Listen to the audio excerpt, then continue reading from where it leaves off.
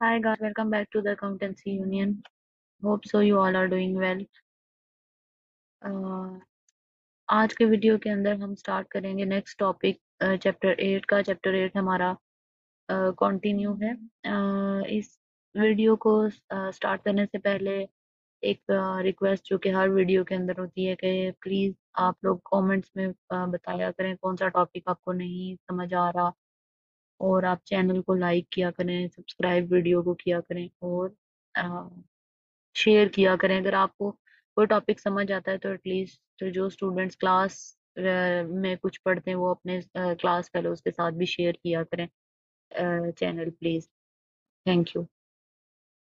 आज हमारा next topic है गवर्नमेंट पॉलिसी। हम चैप्टर 8 पढ़ रहे हैं। चैप्टर 8 के अंदर डेमोग्राफिक एंड सोशल फैक्टर्स पढ़ रहे हैं। एक्सटर्नल एनालिसिस है बेसिकली ये एक्सटर्नल एनालिसिस जो कि बिजनेसेस के ऊपर इफेक्ट करता है या नहीं करता। ऑब्वियसली पेस्ट एनालिसिस या एक्सटर्नल एनालिसिस की हम बात करें, बिजनेस के ऊपर बाहर का एनवायरनमेंट जो या बाहर के जो फैक्टर्स होते हैं वो इफेक्ट जरूर करते हैं। लास्ट वीडियो के अंदर भी मैंने ये बात की थी कि सोसाइटी का इफेक्ट या पॉपुलेशन का इफेक्ट होता है इसके ऊपर, बिजनेस ऑर्गेनाइजेशन के ऊपर, कि आपकी जिस जगह पे population पे आप कहते हैं, इट मीन्स वहां पे जो कंज्यूमर्स होंगे या जो बायर्स होंगे वो आपको ज्यादा मिलेंगे, सोसाइटी उनका इफेक्ट आएगा।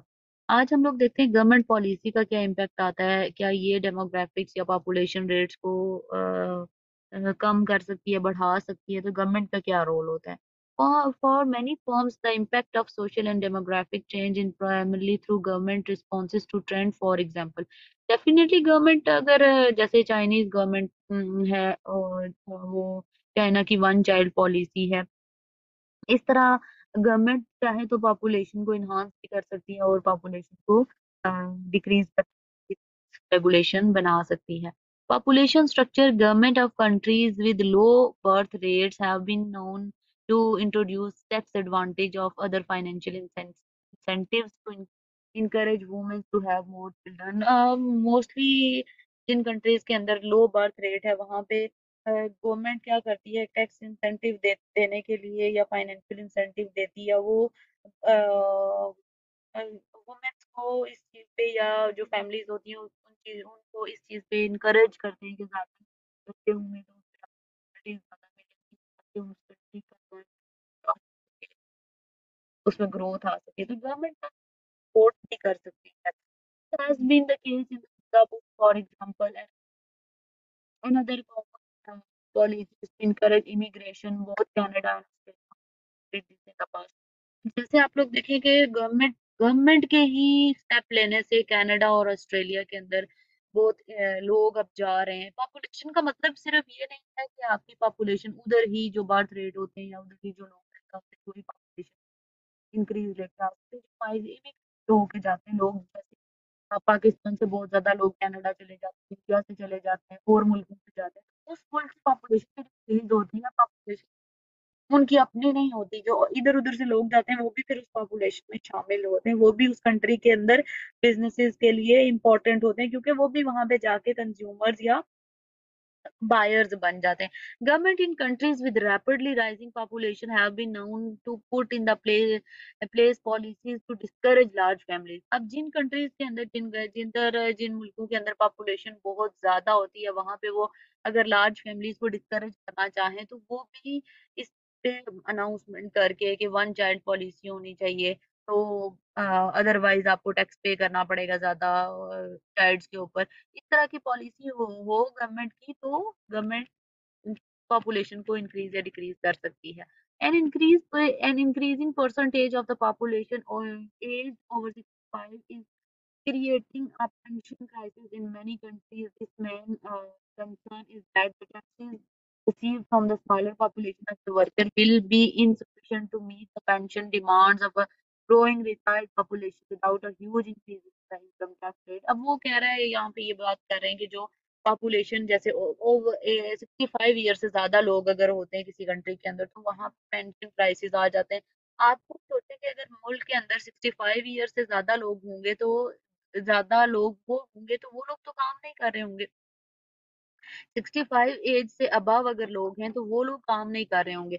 उन वो काम नहीं कर रहे, तो इट मीन्स कि गवर्नमेंट को उनको पेंशन देनी पड़ी है, तो गवर्नमेंट पेंशन दे रही है तो बहुत ज्यादा फंड गवर्नमेंट का उधर जा रहा है, तो बहुत ज्यादा क्राइसिस आ जाते हैं, तो इसलिए फिर और पॉलिसीज गवर्नमेंट स्टार्ट करती है। आफ्टर रिटायरिंग जो लोग मतलब कुछ स्कीम शुरू कर लेती है ताकि वो लोग वो लोग रिटायरमेंट के बाद भी काम करें, क्योंकि 60 के बाद अगर रिटायर आप हो जाते हैं गवर्नमेंट के ऊपर बर्डन आ जाता है, तो गवर्नमेंट चाहे तो इस तरह से भी इंक्रीज या डिक्रीज कर सकती है। देन हाउसिंग का है, हाउसिंग में भी गवर्नमेंट चाहे तो पॉलिसीज बना के न्यू स्कीम, जैसे आप देखें बहुत सारे मुल्कों के अंदर गवर्नमेंट नई कंस्ट्रक्शन करके जो बड़े बड़े डेवलपमेंट प्लान्स लेके आती है, तो उससे शॉप्स बनती हैं, घर बनते हैं, तो हाउसिंग में भी गवर्नमेंट चाहे तो इंक्रीज कर सकती है। Increasing demand for new houses in many countries has resulted in the government setting out plan for new house development, creating further demand for builders। अब गवर्नमेंट चाहे तो न्यू स्कीम लेके आएगी तो बिल्डर्स को भी काम मिलेगा और ज्यादा लोग भी एम्प्लॉयड होंगे, तो बिजनेसेस को फ्लो मिलता है, बिजनेसेस एनहांस होते हैं। Then employment, percentage of single parent families in the UK rose from 7% to 19 in 1971 to 15% in 2021।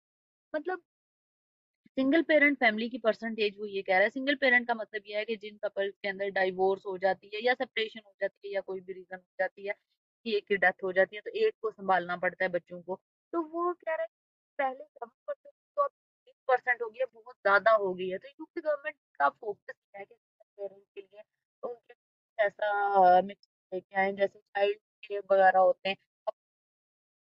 दूसरे कंट्रीज के अंदर भी ऐसे चाइल्ड केयर वगैरह बनाए जाते हैं जिधर अब सिंगल पेरेंट वीमेन होती है बेसिकली अपने बच्चों को टेक केयर छोड़ के वो अपना काम करती है ताकि वो अच्छी एजुकेशन दे सकें, अपने की जो रिस्पॉन्सिबिलिटीज हैं वो पूरी कर सकें। तो ये गवर्नमेंट के ही स्टेप्स हैं कि गवर्नमेंट डे केयर्स वगैरह ऐसी पॉलिसीज लेके आए। देन हेल्थ के ऊपर भी गवर्नमेंट का कंसर्न होना चाहिए और होता भी है। गवर्नमेंट चाहे तो ये जो तंबाकू और ये जो अदर स्मोकिंग की आइटम्स होते हैं उसके ऊपर बैन लगाए तो हमारी जो फूड इंडस्ट्री है वो भी इम्प्रूव हो सकती है, हमारी जो यंग जनरेशन है वो भी अच्छी हो सकती है, हमारे जो मुल्क के अंदर लाइक वर्क फोर्स है, एम्प्लॉयज हैं, वो बेटर हो सकते हैं। Concern over the effects of smoking have resulted in ban on tobacco advertising on television in many countries। Concern over obesity or giving rise to increased pressure on government to legislate in smaller ways in the fast food industry। अब fast food industries के ऊपर भी regulation होने चाहिए या government को बनाना चाहिए, क्योंकि ये जितनी भी फास्ट फूड आइटम्स हैं या ये जो तंबाकू है, सिगरेट्स हैं, ये यंग जनरेशन को इंटरनली तबाह कर, तो उससे हमारी जो लाइफ है वो भी शॉर्ट होती जा रही है। मतलब जो नॉर्मली जो एक पर्सन की एज होती थी वो 80 90 और ऑन एन एवरेज होती थी, तो अब वो 50 60 तक आ गई है, तो वो यही चीजें हैं जो कि फास्ट फूड और इस तरह की जो चीजें हैं जो आपकी हेल्थ को खराब कर रही हैं। तो गवर्नमेंट चाहे तो इन चीजों को रोक भी सकती है और गवर्नमेंट चाहे तो इन चीजों को बढ़ा भी सकती है। अगर कोई टैक्स इम्पोज नहीं करती गवर्नमेंट, कोई लेजिस्लेशन नहीं लगाती, तो ये चीजें बढ़ती भी रहे। टेस्ट अंडरस्टैंडिंग 3 के अंदर वो कह रहा है given increasing health concern there is a pressure for government to legislate for even more detail food labelling. अब वो कह रहा है कि हेल्थ कंसर्न बढ़ते जा रहे हैं, लोगों का हेल्थ कंसर्न की तरफ अगर फ्लोक ज्यादा आ रहा है तो उसके ऊपर गवर्नमेंट के ऊपर बहुत ज्यादा प्रेशर आ रहा है कि आप मोर डिटेल लेबलिंग कराएं, रूल बनाएं कि जो खाने बन रहे हैं उसके ऊपर जो लेबल लगता है, जो भी फूड आइटम है उसके ऊपर डिटेल लेबलिंग हो, मतलब क्या क्या चीजें उसमें यूज हो रही हैं। One an example of one form for home this will be an opportunity and one for home this will be a threat. हमने बताना है कि एक फॉर्म जिसके लिए एक अपॉर्चुनिटी है और एक फॉर्म जिसके लिए थ्रेट है। आप देखें अगर फूड लेबलिंग डिटेल वाइज करनी है तो इट मीन्स के जो फूड लेबलिंग स्पेशलिस्ट हैं, लेबलिंग स्पेशलिस्ट मतलब वो लोग जो फूड के लेबल बनाते हैं, उनके लिए ये एक अपॉर्चुनिटी है, उनके लिए ज्यादा काम आएगा कि अब आपने लेबल हमें डिटेल वाइज बनाने और दोबारा से लेबल हमने कराने, शॉर्ट लेबल को चेंज करना है, तो उनके लिए अपॉर्चुनिटी है कि बिजनेस और ज्यादा उनको मिलेगा। थ्रेट किसके लिए? स्मॉलर बिजनेसेस वो वाले बिजनेसेस छोटे लेवल पे हैं, वो अफोर्ड नहीं कर सकते कि इतनी एक्सपेंसिव लेबलिंग करें, मतलब वो डिटेल वाइज जो अच्छी टेक्नोलॉजी की लेबलिंग कराएंगे तो पैसे ज्यादा चार्ज होंगे। स्मॉल बिजनेस के लिए थ्रेट है और लेबलिंग वाले स्पेशलिस्ट के लिए कुछ होती है। Test of understanding 4, the average price paid by the first time house buyer in the UK countries to increase significantly the average price paid by first time house. आहिस्ता आहिस्ता वो प्राइस इंक्रीज हो रही है एवरेज अगर देखा जाए तो। This has shortage of affordable housing resulting in shortage of key staff such as nurse and teachers in many areas. To counter, there have been national and local government initiative to ensure that new housing departments include affordable housing. What implications does this have for housing building? Definitely अगर housing house की prices बढ़ती जा रही हैं और लोगों को अम, मुश्किल होती जा रही है, तो हमने यहाँ पे देखा है कि इस अगर गवर्नमेंट इनिशिएटिव लेती है कि न्यू हाउस होने चाहिए, क्योंकि आगे जो बिल्डिंग्स है वो कम पड़ रही हैं, तो उसके लिए अपॉर्चुनिटी बिल्डर्स के लिए ऑब्वियसली अपॉर्चुनिटी आएगी। बिल्डर्स के लिए इम्पैक्ट आएगा कि उनको ज्यादा काम मिलेगा। देन इन्वायरमेंटल फैक्टर्स हैं। इन्वायरमेंटल, ये तो अभी हमने गवर्नमेंट का देखा कि गवर्नमेंट क्या कर सकती है। इन्वायरमेंटल फैक्टर भी ऑब्वियसली फैक्टर, इन्वायरमेंट के अंदर बहुत सारी चीजें होती हैं। इन्वायरमेंट के अंदर क्लाइमेट होता है। क्लाइमेट क्या, जो टेम्परेचर वगैरह वेदर वगैरह होता है। अब आप देखो पाकिस्तान के अंदर या इंडिया के अंदर, मुल्क के अंदर हर चीज नहीं बन सकती। हर चीज नहीं बन सकती का मतलब ये है कि हर चीज पैदा नहीं हो सकती। यानी कि अब क्योंकि क्लाइमेट चाहिए होता है। जैसे चावल किसी ऐसी जगह पे फ्रूट्स जैसे होते हैं, वो किसी एक जैसे इन्वायरमेंट के अंदर नहीं बन सकते या पैदा हो सकते। तो प्रॉपर आपको वो इन्वायरमेंट चाहिए होता है जो कि हर कंट्री का सेम नहीं होता। अब जैसे यूके वगैरह के अंदर ऑलमोस्ट हर टाइम ठंड होती है, तो वहाँ की चीजें जो होती है वो सेपरेट होती है। तो इन्वायरमेंट डेफिनेटली इफेक्ट करता है, तो इन्वायरमेंट को भी हम देख लेते हैं। Let's look at how an organization affect are it affected by the world around। मतलब ऑर्गेनाइजेशन या तो अफेक्ट कर सकती है या अफेक्ट होती है फिजिकल इन्वायरमेंट से। This analysis may be carried out alongside analysis of the organization's social factor as discussed in the previous section. This is because companies that fails to look after the environment can expect a strong negative response from their key stakeholders such as government and consumers। Important effect आता है और consumers पे भी आता है। Obviously अगर आपके मुल्क के अंदर अच्छी चीजें पैदा होती हैं, आपका क्लाइमेट अच्छा है, तो गवर्नमेंट को फायदा भी होगा और कंज्यूमर को भी वो चीजें इजीली मिल जाएंगी। अच्छा, how can a business affect our affected by it's physical environment? किस तरह कोई एक बिजनेस या तो अफेक्ट होता है या अफेक्ट करता है। Before a company can decide on how to look after its environment, it needs to understand the possible impact a business and its environment may have on each other. एक दूसरे पे हमें ये समझना चाहिए कि बिजनेस कैसे इफेक्ट करता है, कैसे होता है। अच्छा, बिजनेस इन्वायरमेंट, बिजनेसेस कैसे इफेक्ट करते हैं। आप लोग देखो, लोग क्या करते हैं। अगर किसी ने जैसे माइनिंग की इंडस्ट्री लगाई है, ठीक है, जैसे माइनिंग करके आप कुछ मिनरल्स वगैरह निकालते हो, कुछ दहातें वगैरह निकालते हो, या आपने कोई ऐसी इंडस्ट्री लगाई है जिसका जो वेस्टेज है उसके लिए प्रॉपर कोई रिसाइकलिंग नहीं है, धुआं इसी तरह बाहर जा रहा है। धुआं जाएगा तो हमारी फिजा में जाएगा, बाहर हवा में जाएगा, तो वो पोल्यूशन होगी। पोल्यूशन लोगों की सांस में जाएगी तो ऑब्वियस लोग बीमार होंगे। तो सोसाइटी पे इफेक्ट तो आता है, बिजनेस पे इफेक्ट आता है। Pollution such as production of rubbish और हार्मफुल इमिशन, ये जो गैसें होती हैं, जो केमिकल्स यूज होते हैं फूड के अंदर, वो हवा में जाते हैं, और हवा में जाते हैं तो पोल्यूशन बनते हैं जो कि हार्मफुल है हमारी लोगों की जिंदगियों के लिए, अच्छे नहीं हैं। वेस्टेज ऑफ रिसोर्सेज है, जैसे फूड है, पानी है। अब आप देखो नॉर्मली क्या होता है, जैसे अगर पाकिस्तान और इंडिया वगैरह इन मुल्कों की मैं एग्जांपल दूं, यहाँ पे क्या होता है, लोग क्या करते हैं, इनका कल्चर ये होता है कि वेस्टेज जितना भी होता है वो आप किधर डाल के आओ, जाके दरिया में फेंका हो, समंदर में फेंका हो, वो सारा का सारा पानी जो है वो खराब हो जाएगा। तो इससे क्या है, वो रॉ मटेरियल आपका जो है वो वाटर आपका जो है वो कार रिसोर्स है, वो आपको वापस दोबारा नहीं मिलता। तो रिसोर्सेज खत्म करते जा रहे हैं, फूड वगैरह जाया करते जा रहे हैं। Destruction of natural habits, destruction of natural habits हैं, सॉरी हैबिटेट्स हैं, तो उनको खत्म करते जाना। दरख्तों को जैसे लोग काट काट के बनाते हैं, कागज, ये जो पेपर की इंडस्ट्री है, दरख्त काट काट के आप बनाते हैं तो उससे ऑक्सीजन की कमी होती है। हम सस्टेनेबिलिटी पे, हम अगली generation, loss of plant and animal species, जितने भी एनिमल्स हैं जो प्रोहिबिटेड है या जो प्रोहिबिटेड नहीं है, उनको ज्यादा से ज्यादा उनका खाना।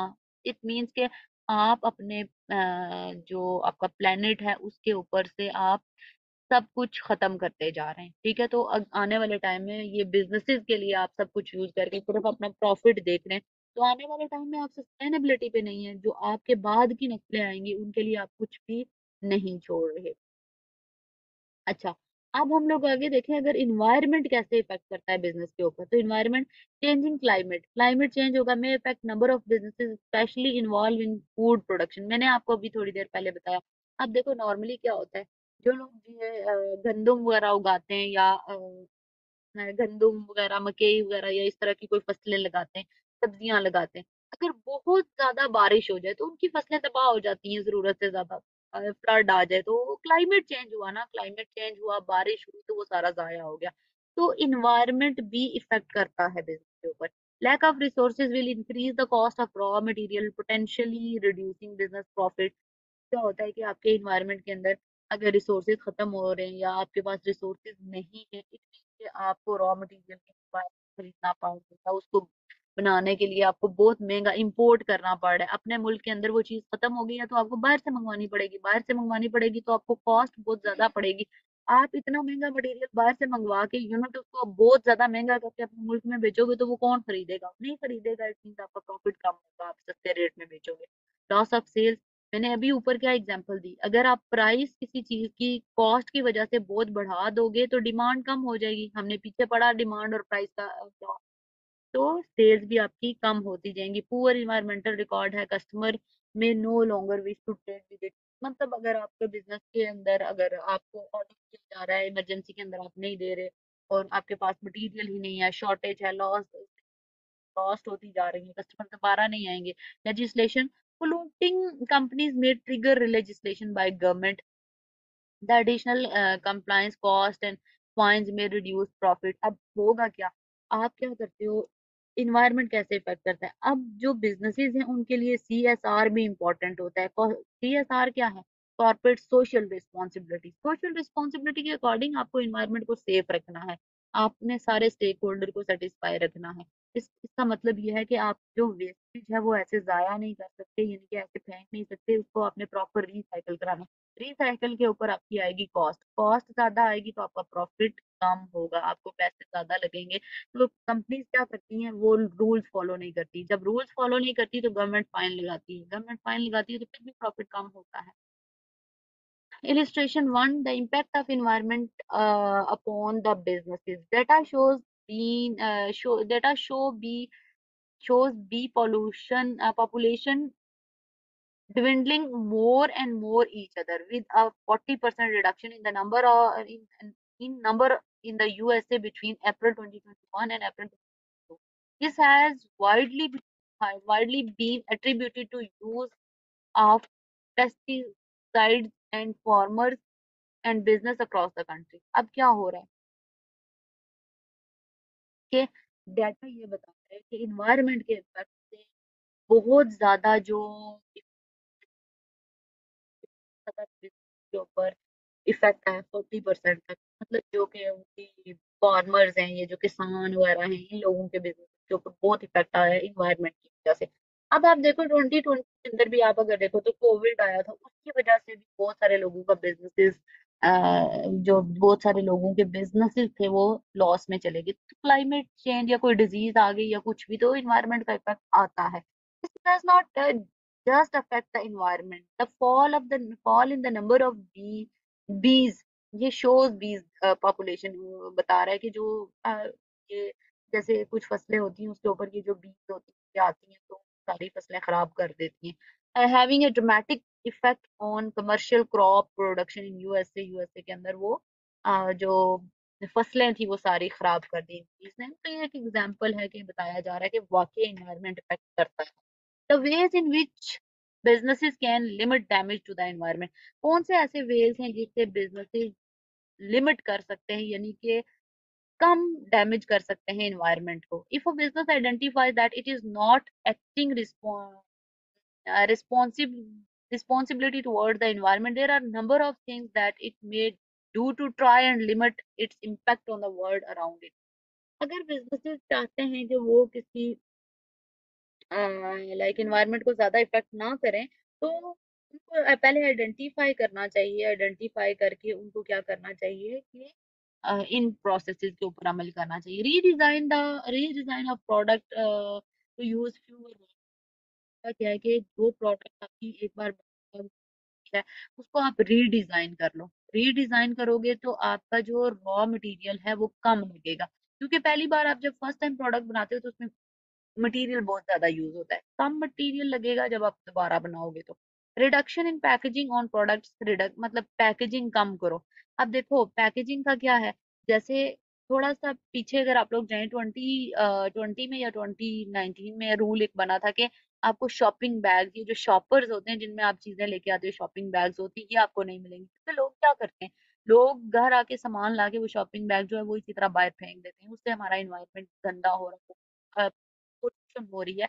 तो पैकिंग आपने कम कर दी है, तो आपको इसी तरह सामान मिलेगा। बहुत सारी शॉप्स पे तो आपको इसी तरह सामान अभी भी मिलता है, और वो ये जो शॉपिंग बैग है इसका चार्ज भी लेते हैं। रिसाइकल करो, जैसे ये लोग ये प्लास्टिक बॉटल्स हैं, प्लास्टिक बॉटल्स को लोग क्या करते हैं, वापस उठा के ये लेके जाते हैं और उसको रिसाइकल करते हैं, तो ये इससे भी आपका इन्वायरमेंट सेफ होता है, बचता है। इम्प्रूव एनर्जी एफिशिएंसी को इम्प्रूव करो। बिजली को मतलब कम भी यूज करना चाहिए, और एनर्जी प्रोड्यूस करने के लिए आपको ज्यादा से ज्यादा जो इक्विपमेंट्स हैं, प्लांट्स हैं, वो लगाने चाहिए। केयरफुल प्रोडक्शन प्लानिंग करो जिसके अंदर वेस्टेज कम हो। मशीन्स ऐसी यूज करो कि जो आपका वेस्टेज ना कराएं। तो ये सारी चीजें हैं जिससे आपका बिजनेस बचा सकता है इन्वायरमेंट को डैमेज करने से। नेक्स्ट टॉपिक है सस्टेनेबिलिटी, जो थोड़ी देर पहले भी मैं बात कर रही थी कि सस्टेनेबिलिटी का क्या मतलब है। आपके माइंड में जब भी सस्टेनेबिलिटी का वर्ड आए, सस्टेनेबिलिटी के वर्ड को आपने सिर्फ और सिर्फ इतनी इस चीज से याद रखना, आपको याद रहेगा। सस्टेनेबिलिटी का मतलब होता है लॉन्ग टर्म। सस्टेनेबिलिटी मतलब ये मतलब ये नहीं है कि सस्टेनेबिलिटी लंबा अरसा, इसका मतलब ये है कि सस्टेनेबिलिटी के आप काम ऐसे करो कि जिसके अंदर यानी कि इतने अच्छे से एनवायरनमेंट को मैनेज करो कि सस्टेनेबिलिटी रहे। आप रिसोर्सेज को वेस्ट नहीं करो। अगर आप रिसोर्सेज को वेस्ट करोगे, जैसे मैं अगर बात कर रही थी कि लोग ट्री काट काट के पेपर बनाते जा रहे हैं, तो हमारे ट्री खत्म हो जाएंगे, तो हम सस्टेनेबिलिटी पे नहीं है, हम इन्वायरमेंट को डैमेज करें।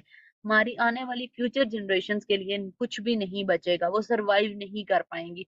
Nowadays, business should look to be environmentally and economically sustainable। क्या वो environmentally भी sustainable है, लॉन्ग टर्म फोकस है आपका कि ठीक है हम इन्वायरमेंट को डैमेज नहीं करेंगे, या इकोनॉमिकली भी होना चाहिए। Sustainability means that organisation should use resources in such a way that they do not compromise the needs of the future generation. मैंने पहले बताया कि सस्टेनेबिलिटी क्या है। आप अपने बिजनेसेस के थ्रू काम ऐसे करो कि ना तो इन्वायरमेंट डैमेज हो, ना ही आप जो आपके वेस्टेज हैं उनको आप प्रॉपर रिसाइकल करो, आप उनको अच्छे तरीके से यूज करो। तो इससे फायदा क्या होगा, फ्यूचर जनरेशन कंप्रोमाइज नहीं होंगी उनकी नीड्स को। For example when considering environmental sustainability a paper manufacturing, मैंने आपको इधर ट्रीज की एग्जांपल दिया, उसने भी पेपर इंडस्ट्री की बात की है, लकीली वही एग्जांपल हमारे पास आ रही है। मैं consider planting one more for every one it fails. अगर वो एक प्लांट काट रहे हैं ना पेपर इंडस्ट्री वाले, तो उनको दूसरी साइड पे दूसरा प्लांट छोटा लगाना भी चाहिए, ताकि वो कंपनसेट हो जाए, ताकि वो एक अगर वो हमारे से दरख्त जाता है तो दूसरा उसके अगेंस्ट बन भी रहा है। इसको कहते हैं सस्टेनेबिलिटी, कि आप फ्यूचर नीड्स को कॉम्प्रोमाइज नहीं कर रहे, जो कि एक अच्छी बात है। स्टेक होल्डर बेनिफिट, सस्टेनेबिलिटी का क्या होगा, कौन से स्टेक होल्डर्स हैं और क्या बेनिफिट हैं। वर्क वर्कर्स, लोकल कम्युनिटी ये आपका स्टेक होल्डर है। कस्टमर आपके स्टेक होल्डर हैं, शेयर होल्डर आपके स्टेक होल्डर हैं, पब्लिक, ये सब आपके स्टेक होल्डर हैं। स्टेक होल्डर कौन है, मेरी स्टेक होल्डर कौन है इसको जानने चैप्टर 2 की वीडियो जाके देखनी पड़ेगी। Share wise stakeholder ban किया हुआ है, वो लोग जो इफेक्ट कर सकते हैं या बिजनेस से इफेक्ट होते हैं, यानी कि उनका कुछ ना कुछ बिजनेस के साथ लिंक होता है। बेनिफिट्स, वर्कर या लोकल कम्युनिटी, रिड्यूस्ड वेस्ट, इनका इनको बेनिफिट क्या होगा अगर आप रिड्यूस करोगे? Pollution will lead more pleasant and healthy environment.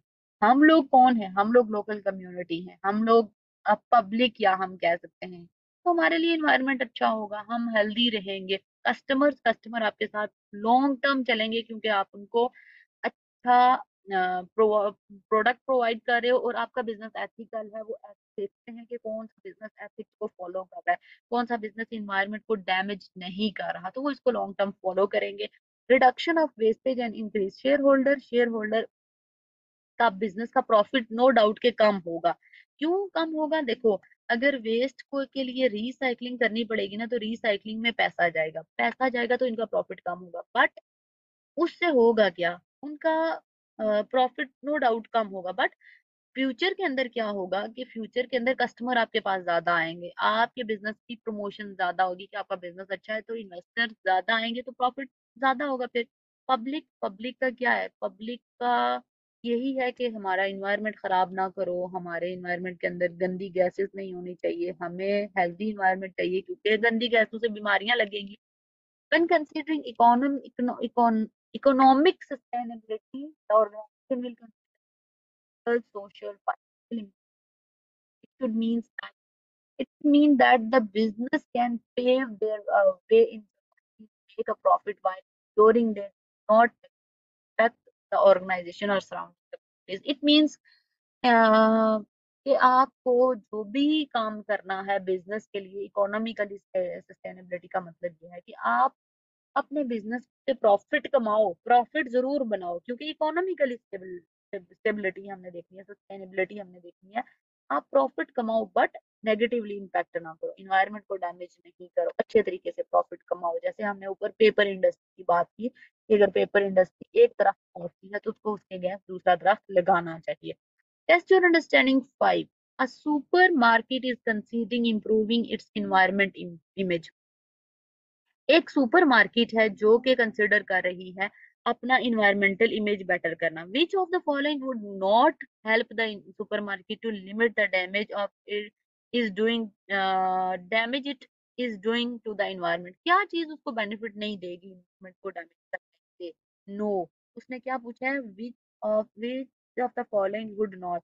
Mostly मैंने जब अपने लेक्चरशिप के करियर में देखा है, मोस्ट स्टूडेंट पेपर के लिए या मैंने जब टेस्ट लिए हैं, एग्जाम्स बच्चों से लिए हैं, वो ये वर्ड नहीं देखते, या वो ये वर्ड पढ़ के भी वो आंसर चूज करते हैं जो नॉट को नहीं बल्कि यस को सपोर्ट कर रहा होता है। तो आपने क्वेश्चन को अच्छे से देखना है। F1 का मैंने डे फर्स्ट से ही बताया है कि F1 पास करना is only the game of words.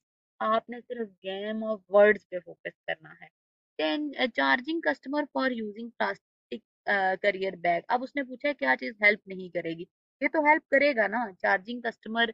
अगर आप कस्टमर्स को प्लास्टिक बैग के लिए चार्ज करोगे तो वो नहीं लेंगे तो वो बाहर जाके फेंकेंगे नहीं, ये तो करेक्ट है। मतलब करेक्ट इस लिहाज से नहीं है, ये तो हेल्प करेगा, हमने नॉट वाला ढूंढना है। improving sales for costing to reduce wastage of inventory।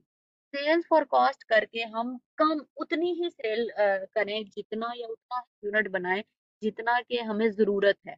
मतलब फॉर कॉस्टिंग का मतलब होता है आप पहले से एस्टिमेट कर लो, आप पहले से अंदाजा लगा लो कितनी आपको चाहिए होंगी डिमांड, तो यूनिट बेस। ये तो बिल्कुल ठीक बात कर रही है। तो yes, improving accessibility of less able, improving accessibility of for less able customer। less able customer, ये तो improving, इसको तो ये तो ऑप्शन ही रहा। हम पहले डी को भी देख लेते हैं, रिड्यूसिंग पैकेजिंग ऑन फूड। ये तो बिल्कुल ठीक बात कर रहे हैं कि कम रिड्यूस करेंगे, मतलब पैकेजिंग कम करेंगे तो तभी हमारा वेस्टेज कम होगा। सी ऑप्शन में कह रहा है कि improving accessibility for less able customer. ये लेस एबल कस्टमर के लिए हमने एक्सेसिबिलिटी इम्प्रूव करके एनवायरमेंट। सी जो है वो हमारा right option for the not, कि सी कोई हेल्प नहीं करेगा। क्योंकि ये तो एक एथिकल एक्टिविटी है, या हम एथिक्स के रिलेटेड जा रहा है ये तो हमारे इन्वायरमेंट को तो डैमेज करने से इसका तो कोई फर्क नहीं, तो ऑप्शन बनता है। उसके बाद हमारे पास आ जाते हैं टेक्नोलॉजिकल फैक्टर।